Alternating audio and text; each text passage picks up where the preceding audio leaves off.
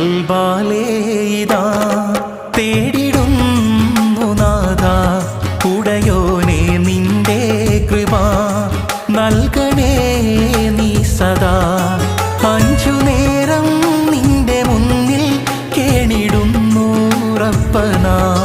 ഹക്കിൻ പാത വിട്ട് പോകാതെന്നെ കാക്ക് തമ്പുരാ.